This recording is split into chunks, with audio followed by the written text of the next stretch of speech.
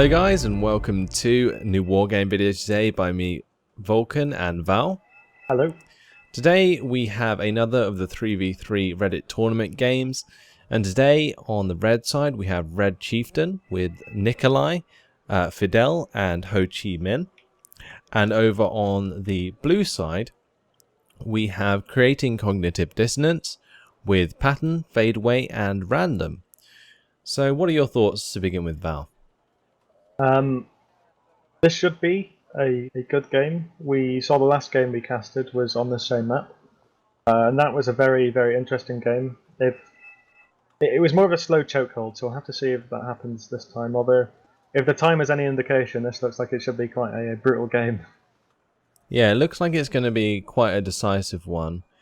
We do have probably the shortest game we've casted so far, but it is between two of the sort of higher tier teams. Like in the standings at the moment, I think they're both relatively high, and it'll be good to see how one takes out the other.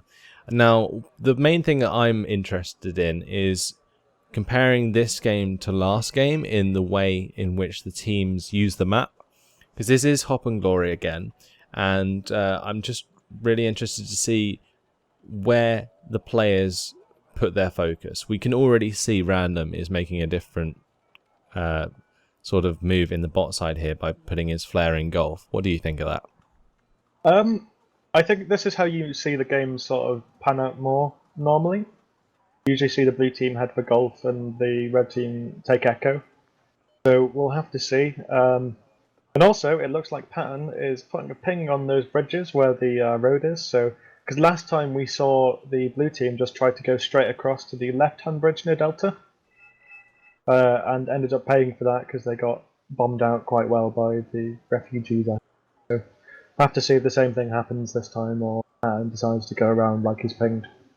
Yeah, like ANZ tried to go across the open and just got hit by Barry Dillon and his helicopters. So yeah, that didn't end too well for them. But that road, I definitely think it's faster going into Delta. We like the fast move coming from Hotel. They can cross that like small bit there over to the other road, and then fast moving over the double bridge towards Delta. I think it's way quicker. So I was surprised not to see that happen last time, but it looks like it will happen this time. And you know, you were saying how the blue team takes golf and the red team takes echo. I think the main reason that happens is because when teams play maps, or like just in general when people play maps in strategy games, they try and go half and half in terms of like territory, or as in what they assume to be their territory is half the map. And the way in which these sectors sit, it means that golf is blue side and echo is red side. But when you actually look at like how the reinforcements work from Charlie and Juliet, you see that they have the reinforcement points from the red side is closer to Charlie and Golf. So it's going to be a lot easier for the red side to attack Golf, and also for the blue side to attack Echo. And that's something that makes this map very, very interesting. Now we should probably take a look at the decks. So what are we working with here? Okay, so I'll start on the right hand side with Fadeaway. Fadeaway looks like Sufco. I think that BTR 60p. Actually, never mind. You don't even need to look at that. He's got some Korean units in the blob at the bottom. Yep. That's him with a Sufco by the looks of it. Pattern as well has definitely gone for a Sufco. Got those BTR 152s we saw from the last game with the Yukwide reserve infantry. And Random looks to just have a Soviet deck. He played that last time, actually. The last time we saw him on Jungle Law, he just had a straight Soviet deck as well, so I imagine it's probably the same one. So let's go take a look over at the red side over in Alpha. So at the top we have Ho Chi Minh. Looks so far to be a regular Soviet, maybe? Yeah. Yeah. So far, anyway, we'll say Ho Chi Minh is a Soviet deck. You see that could change. Fidel Castro. Again, as these units move off. Soviet. I think they're just mostly Soviet. I think we'll see the Korean units come in later on. Ho Chi Minh is definitely Soviet Korean because he has a Korean command vehicle. Right. They're sending off there. And then Nikolai in the bottom has, again, what looks like a Soviet force. Oh, nice start there from the red side. 2 MiG-23 MLDs and 2 MiG-23 MLs winning the air engagements. Although an Mi-24 actually just shot down a MiG-23 MLD. So, yeah, a nice job there by that helicopter. I'm surprised not to see those MiGs evac'd earlier on. They were getting a bit cheeky there. I am very surprised that the blue team has taken so little AA with them. These ZPTU trucks do not have any real range. In fact, they can't even hit airplanes. So the only proper AA unit they have is that OSA. So no wonder those planes got out safe, even though they're over the blue team's reinforcements. Yeah, that's actually very, very true. Is that only one OSA? And only then one OSA. And then the rest of the units can't even attack airplanes. So if a bomber had come in there at the beginning, that would have been devastating. It looked like Blue Side was relying mainly on the 2 aircraft that they brought in, but those both got shot down. So if one of those red side planes was actually a bomber instead of a fighter, then that could have ended very differently. But now Patton making a lot of progress with this fast move over the double bridge. So that's going to head towards Delta, and we'll have to see if these Zalos can disrupt that. I'm not sure how well this is going to go. He's lacking any particularly heavy units, and there was 4 squads of Conkers. They can do a lot of damage along with the heavy tanks they brought in. The MiG-27S just missing its bombs. It just completely whiffed there. It kind of like I think what they brought it in off map, and then they didn't give it an attack order quick enough, and then it's sort of flown over its target, and they didn't want to keep it in the airspace, so they decided to evac it rather than go around for a second pass and drop the bombs. I mean, luckily for them, the blue team has no AA really. They're just bringing one Tunguska now. Yeah, they also don't have many tanks, and this T-80U and the T-72B1s are going to work on the Yakwa days. And those Conkers have already destroyed pretty much all of the APCs, but now all the T-72BUs coming in, and the Conkers are pretty much out of ammunition. I bet they're a bit annoyed that they've wasted all those on transports, but have to see. I'm still not convinced if they will actually manage to make it all the way into the town. We'll have to see.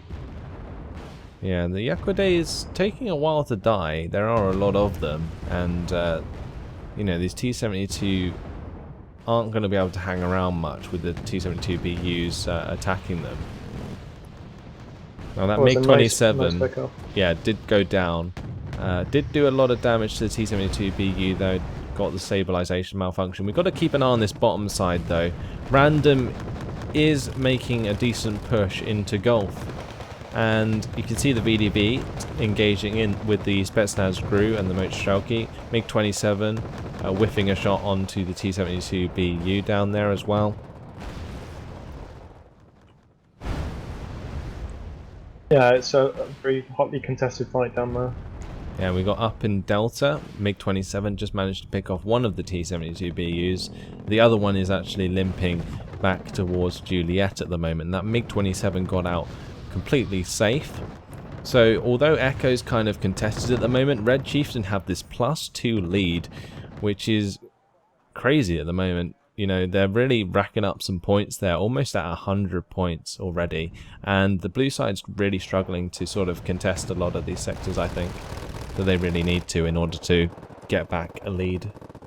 Well, this is what we saw last game, that it was the red team in last game, but they didn't put a CV into Delta, and they were at a massive deficit like the blue team is now, and they're only just bringing a CV over. Your Foxtrot. It's almost mind-boggling to me. You know, you'd send a CV over. There's a CV going just to Gulf now from random, but you wouldn't send one straight away to the 2-point sector. Seems a bit strange to me. Fadeway coming in with the BTR 152s with those 4 machine guns on every single one. We've also got the Buratino strike coming in, so a little combined force push here, but those BTR 152s are actually getting hit by friendly fire as they move into that town, and that has just completely made them ineffective. What is going on here? Like, it's complete miscommunication, isn't it, from the blue team? Although there's BTR 152s just not caring and driving on.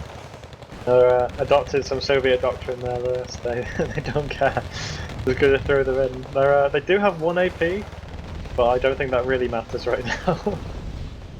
Well, to be fair, they have found the command. One has broken through, but it hasn't managed to stay alive against the Mi-24 VP.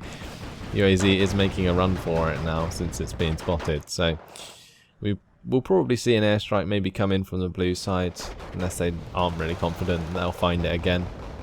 But that distraction has allowed these Yakudays to get in the town. They've done a very good job actually. Now they're bringing reinforcement Yakudays as well with those heavy tank support. They will have to be careful though, because there is a resupply unit coming to resupply these Conkers, and they could very well get a side shot on this UM if it's not careful about its spacing. Oh, the Yakuda is also moving very, very close to this UAZ. They just got to get a shot on target in order to destroy that. They have managed to get right next to it, but the guns from the Yakudays are just not very good. Maybe the BTR 152s will fare a little better. Nope, they get taken out by the Mi-24 VP. Just as you say that, like the volley comes in and it's like, why did you say that, Lewis? You doom that poor squad of transports. Yeah. Now we can see that now the blue side have brought in their command units, and they do have the +1 lead in terms of incoming conquest points because they control Gulf and the red side does not control Echo. So that's putting them at a disadvantage now.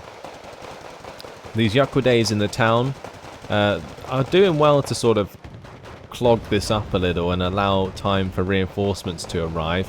T-80UM going down there to the MiG-27, but the MiG-27 definitely going down to the Tunguska M and Book M1.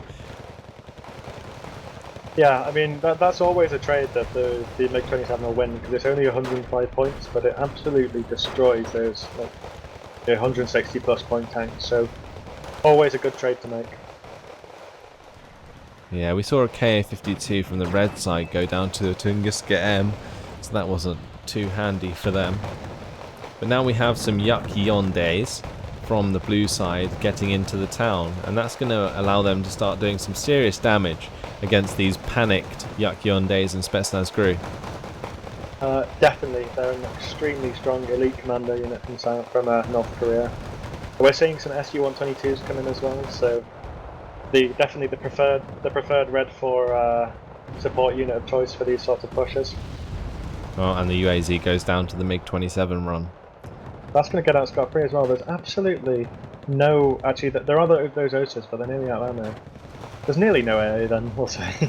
Yeah, but the OSA AKMs don't exactly have the greatest range against airplanes, 3,500 meters. It's okay, but you know, it could be better. It's nothing compared to the 4,500 meter range of a Book, but you know, you get what you pay for at the end of the day, and those OSA AKMs letting them down a little bit there. So that BU up in Echo even is very lucky. It took 2 shots from those Conquer squads and survived with 1 health, I think. Yeah, the Conkers do still have ammunition. I just don't think they can see the T-72 BU at the moment. I think it's out of line of sight. MiG-27 coming in again, taking out another tank, and that is going to get out. Yeah, the OSA AKMs, they're missing those missiles in the MiG-27 or 29S a bit too late there. There's some very interesting skirmishes going down in the bot side. Nikolai looks like he's managed to regain some of Gulf that he was pushed out of only a few minutes ago by Random, so we'll have to see how this fight goes. At the moment, I'm going to bet on Random. He has the 2 BUs and the B1, so we'll have to see what happens there. Yeah, the tank forces from Random are a lot better on this bottom side. I think a BU definitely outmatches the T-80U, and the B1's, you know, he's got 2, Random's got 2, and Nikolai's only got 1, so there's that.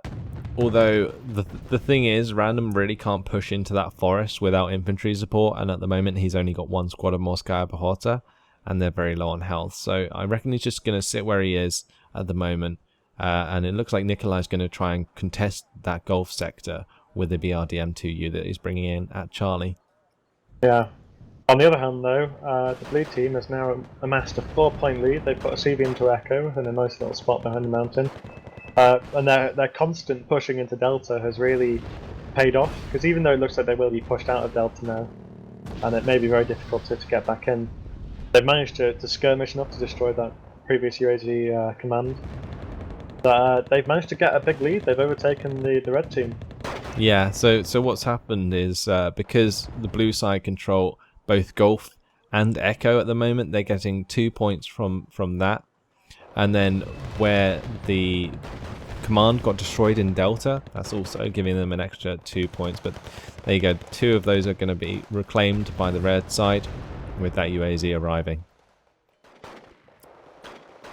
We still have some SU-122s attacking into Delta with that 5 HE power, doing a lot of damage to the Saparis and the Mostrelki, which are out of range to use their AT weapons, and the Yakuday there making sure that those infantry do remain in line of sight due to them firing at the Yakudays.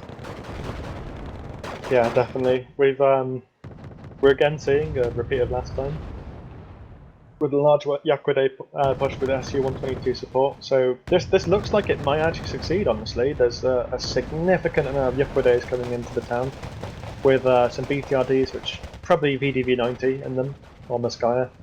So definitely formidable troops to bring to the town. So could well be secured by the blue side very soon if they keep up with this very relentless pushing they're doing. Yeah, and it looks like these Yakudays are going to find the UAZ again and force it to move. So that's only going to extend the lead there. Although Mostrelki coming in just in time to really stop those Yakudays in their tracks. The only thing is that Yakuday only needs 1 rocket to land, and that UAZ is going to be dead. But the Yakuday's stunned and going to be taken out. Unfortunately for them. On the bottom side, that CV from Nikolai has come in, and Random is he doesn't need infantry. He's got 1 Morskaya squad and he's pushed across with those tanks. So looks like he could push Nikolai out there if he's very, very careful about it. Yeah, he brought in a second BU. It looks like they took a Smirch barrage at the bottom side there, which kind of forced Random to attack, and that kind of put Nikolai in a bad position, because I don't think he quite realised how many tanks he actually had. Those two T-72BUs and 3 T-72B1s there now. No chance that Nikolai's going to be able to hang around in Gulf anymore. And it's very likely that Tunguska M is going to go down as well. So some very, very expensive units being lost there for Nikolai. And over at Delta, you can still see that Patton's doing a great job of contesting Delta. A MiG-27 coming in there, picking off a couple of units. And, well, really, at the moment, this game's just completely in blue side's favour. Definitely. I think, who's that? Fadeaway might be quite upset, because it looks like he tried to use his Veritino to burn out the CV, but then ended up just missing it, but the VDV there to finish the job. Yeah, now that's the +4 lead, and honestly it's just not looking very good now for the red team at all. They've kind of run out of infantry in Delta, and there's still reinforcements coming from the blue side, because the reinforcement point's so much closer, it's so much more effective as well. And down in the bottom side, you know, Random's doing a great job on his own, just like pushing back Nikolai and stopping him from getting any control in Gulf, which is why the lead is so great at the moment in this game.